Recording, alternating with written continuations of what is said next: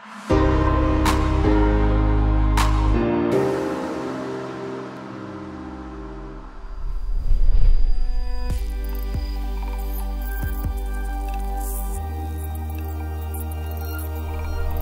Michelle Branigan, CEO of Electricity Human Resources Canada.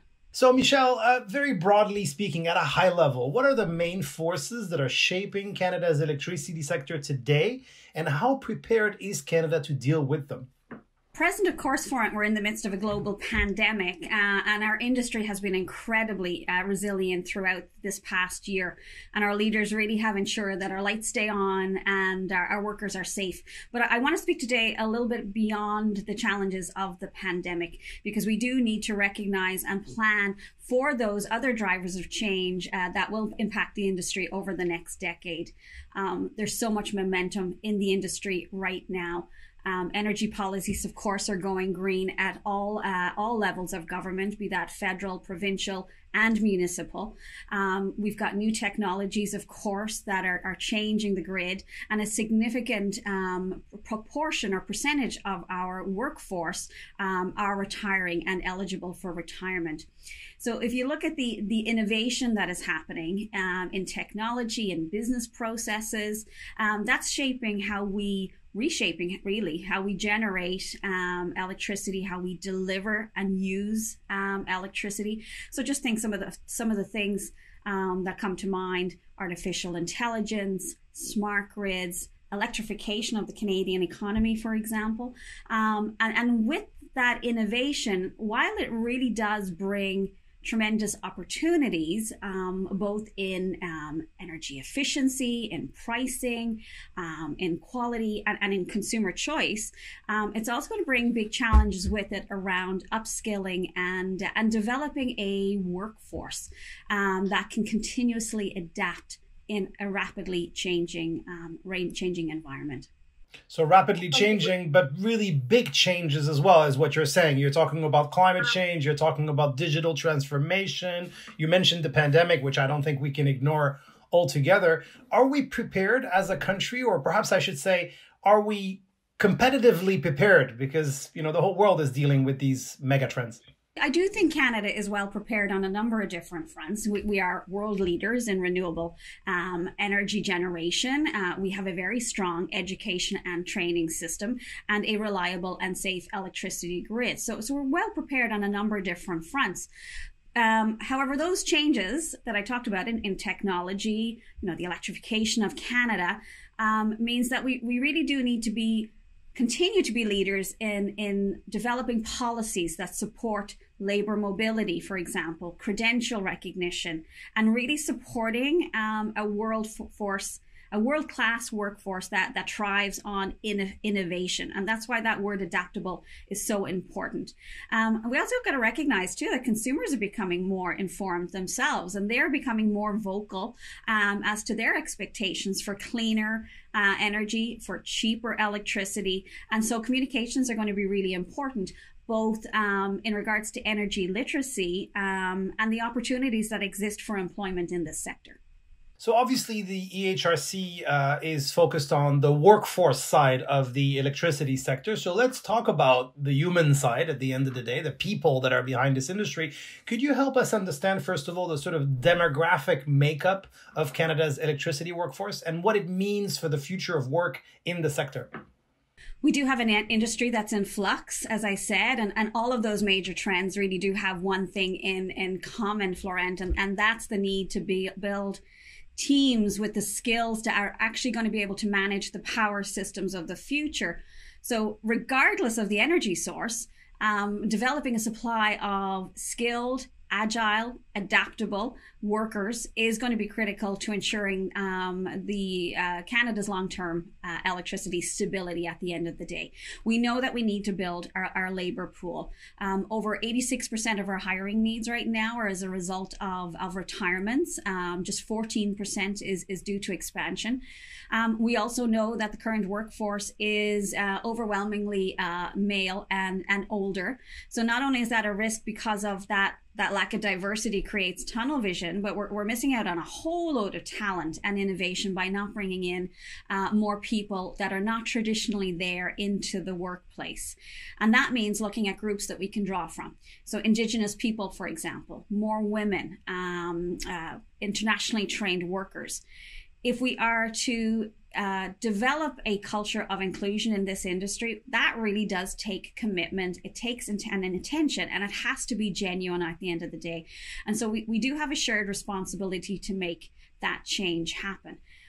We also need to look at youth as an example. Our most recent research, Generation Impact, provided insight into the impressions of millennials and Gen Z Canadians on actually pursuing careers in Canada's electricity sector. And the study was very, very interesting. It found that youth are very open to opportunities in electricity, but they really do lack awareness of the variety of careers that are actually available, and an understanding of how the sector's values and direction can actually complement their own ambitions. It sounds to me like there are great opportunities in the sector, including job opportunities, which in the current context is important. But it also seems like we have missed opportunities. You mentioned the Indigenous community, fastest growing demographic in Canada. If there is a workforce shortage, it seems like a match made in heaven. How do we address these challenges, as well as that of inclusion in general, of telling a better story of the sector? Well, we know from our labor market intelligence, I talked about youth. Only 5% of our workforce right now are youth, and that's really low. That's compared to a 14% average across all sectors. And so, storytelling is so important. We need to do a much better job of telling the incredible electricity story to our next generation of talent. While largely technical, the industry also comprises of workers who are not involved with science, technology, engineering, and math disciplines. So, you think about legal, you think about marketing, customer service, human resources, and more. Every single one of those jobs is also crucial to make sure that our systems actually work. And again, many young people just don't understand the sheer breadth of careers that are available in the sector. And it's also, it's interesting, the new generation are they don't want to spend decades working their way up the corporate ladder. They're looking for opportunities to grow and quickly, and they want to have a voice.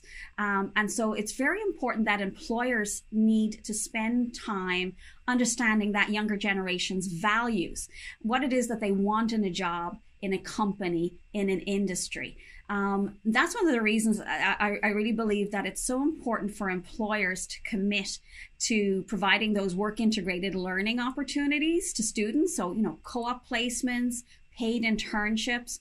Not only does it provide the employer with access to new talent that has the latest training in new technologies and business practices, it gives the students the opportunity to learn professional skills before they graduate. Professional skills such as communication and critical thinking, and it allows us to continue to break down the barriers that exist between school and what you do in school and then real life, what it actually looks like when you're actually working with an employer. And of course, we know the electricity sector has a lot to offer, right? It is an essential service. It underpins all aspects of modern life as we know it right now. It's of course continued growth in renewable energy and trends towards lowering industrial emissions. We're all trying to lower GHGs. It's really responsive to the climate change crisis, and that offers young people an opportunity to really work in a career where they feel that they can really make a difference. And then I talked earlier about innovation, and you think about the integration of digital and emerging technologies across all sector operations. And so there really is a lot to attract young people to the sector. I really do believe that investing in young people now is going to drive innovation through the introduction of new ideas, new perspectives, new priorities. And the current government have tremendously helped to support post-secondary students to gain paid work experience, for example, before graduation through its student work placement program, which we actually deliver to the electricity sector as our Empowering Futures program. And EHRC has already placed over 1,000 students with employers across the country. So we're very proud of that. And then governments, of course, will need to engage closely with employers and educators and trainers as well about any regulatory changes that might affect industry standards and certifications. That's really important. It's very difficult for employers to hire, to train and educate that workforce if a policy change then means that some of those people may be laid off as a result. So that engagement, that discussion, the currency of that discussion is so important, and that's what we try to do at EHRC, is to bring those voices together, because there's no one group that can make sure that we're ready to meet all of the skills challenges that we need to address in the Canadian electricity sector. It needs to be all of us working closely together. Final question. If you had 30 seconds, and really 30 seconds, to pitch someone in a position of power to strengthen and to improve Canada's electricity workforce, who would you pitch, and what would you urge him, her, or them to do in 30 seconds? Well, let's go right to the top, Florent. My request to the Prime Minister would be to continue to focus on skills development as a priority. The federal government has invested tremendously to help post-secondary students gain that paid work experience. And that paid work experience is so important before graduation through the student work placement program, which of course we deliver as Empowering Futures. I think that's so important. Governments need to communicate regularly to keep employers and educators informed about any regulatory changes or policy changes that's going to affect industry standards and certifications. And I'd reinforce that a skilled and trained workforce is an essential component to decarbonization. And as such, the transition to clean energy has to be built upon inclusive policies that strengthen and support a skilled and trained workforce. And I know this all aligns with the priorities of the current federal government, so I'm optimistic that we're moving in the right direction. The decision makers just need a nudge in the right direction now and then, but that's what EHRC is here for.